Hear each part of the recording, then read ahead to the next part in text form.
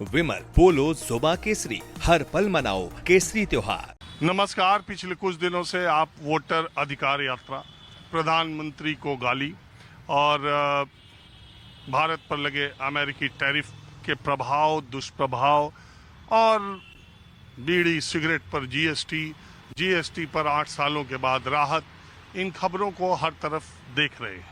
लेकिन आज मैं बिल्कुल देश के जवानों, नौजवानों, छात्रों की बात लेकर के हाजिर हूँ। माहौल क्या है? मैं आप ये जगह जहाँ पर मैं ये देख रहे हैं, आपको लग रहा होगा कि मैं किसी रेलवे स्टेशन के प्लेटफॉर्म पर हूँ या किसी बस स्टैंड पर हूँ जहाँ पर लोग इस तरह से लेटे हुए। आप देखिए,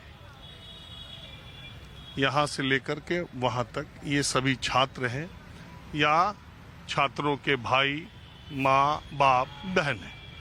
और ये जो आज तस्वीर आप देख रहे हैं, ये लखनऊ के किसी भी सार्वजनिक स्थल पर दिखाई देगी, यानी कि पार्क में और जो भी जगह है जहाँ भी थोड़ी दूर पेड़ की छांव मिल सके, वहाँ लोग आपको ऐसे लेटे बैठे दिखाई देंगे।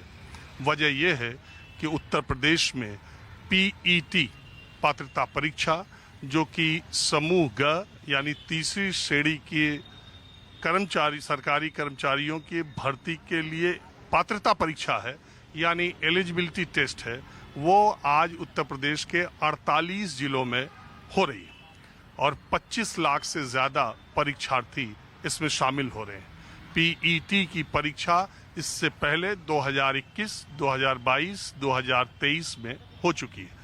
24 में ना होके अब 25 में हुई है और 25 लाख से ज़्यादा परीक्षार्थी इस परीक्षा में शामिल हो रहे हैं। आप देखिए, बिल्कुल सामान्य किसान, गरीब, मध्यम परिवारों के ये बच्चे हैं और ये बच्चे वो हैं जो कई सौ किलोमीटर दूर से इनका सेंटर पड़ा है। ये रात को ही आके पार्कों या रेलवे स्टेशन पर रुक गए या सुबह सुबह आए हैं और अपनी परीक्षा की तैयारी, परीक्षा होने से पहले यहाँ पर हैं या पहली पाली की जो परीक्षा हो रही है उनका इंतज़ार करने वाले उनके परिवार के लोग हैं। यहाँ पर कुछ बच्चे हैं। मैं आपको इस परीक्षा के बारे में और नौजवानों और भर्ती सरकारी नौकरियों का उत्तर प्रदेश में क्या हाल है, इसके बारे में कुछ चर्चा करता हूँ। आप कहाँ से आए हैं भैया? मऊ जिला से। अच्छा, मऊ से लखनऊ सेंटर पड़ा आपका। हाँ। क्या नाम है आपका? विपुल, आप पीईटी की परीक्षा इसके पहले भी दिए हैं? हाँ, दो बार दिया था। एक बार अयोध्या गैस सेंटर और एक बार तो बगल के जिले में बना था, बलिया, वहाँ बना था। तो ये 25 लाख बच्चे जो परीक्षा दे रहे हैं, पहले भी इतने ही दे रहे थे? उसके शायद इतने ही दे रहे थे, इतने ही लोग हमेशा देते हैं और क्या। तो ये परीक्षा होने के बाद सरकार, ये तो एलिजिबिलिटी टेस्ट, इससे तो नौकरी मिलनी नहीं। इसको जो क्वालिफाई करेगा उसके लिए सरकारी भर्ती में के एग्जाम के लिए वो बैठेगा। तो इसके बाद कितनी सरकारी भर्तियां आई 3 बार के पीईटी के बाद? देखिए, अभी तो राजस्व विभाग में हमको लग रहा है बस एक ही आई थी, बस लेखपाल की। वो भी अभी हमको 18 में आई थी ना, 21 में आई थी।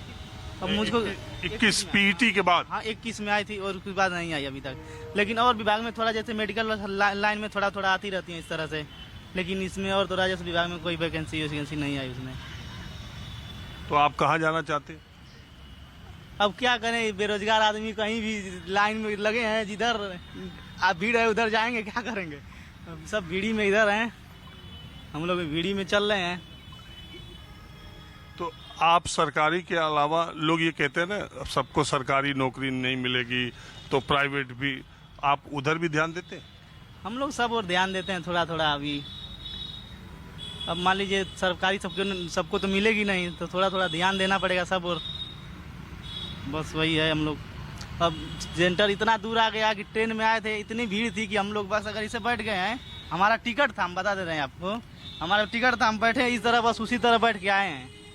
अब सब आ रहे हैं तो उनको भी तो लेकर आना है साथी में ना। पूरी ट्रेन भरी हुई थी लड़कों से? पूरा जनरल का एसी, 3rd टियर एसी भी एकदम वैसा भरा है, मुझे समझ लीजिए कि हालत खराब है सबकी।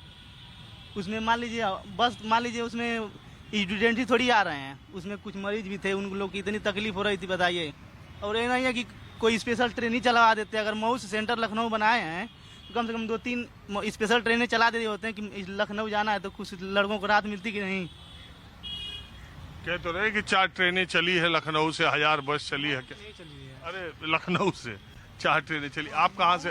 तो मऊ से सेंटर बनाए तो मऊ से चलाना चाहिए कि लखनऊ से चला देंगे मऊ, तो मतलब पहले वहाँ से यहाँ भेजना चाहिए था ना ट्रेनों को।